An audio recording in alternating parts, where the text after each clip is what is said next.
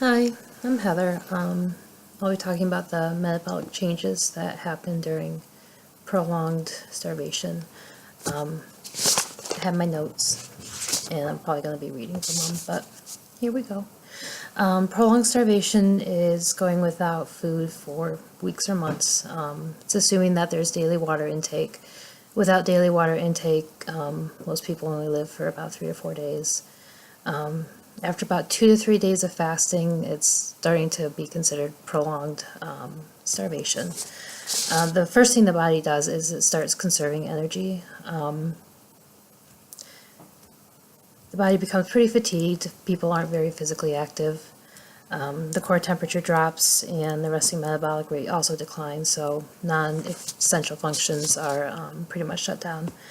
The body conserves glucose to meet its energy needs and to form basic functions by breaking down adipose tissue. It provides fatty acids, which can be used by cells that are not glucose dependent. Some of the triglycerides that are broken down too as part of the adipose tissue.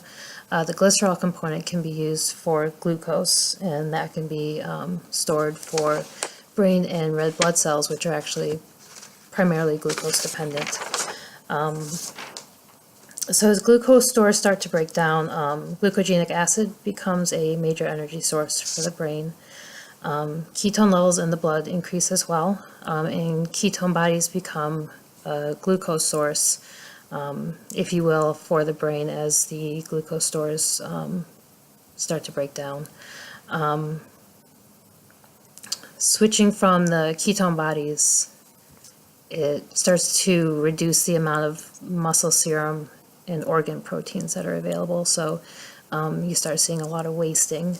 And eventually adipose stores are depleted as well, and the body loses its most efficient energy source. So now both the brain and the body must survive on just protein.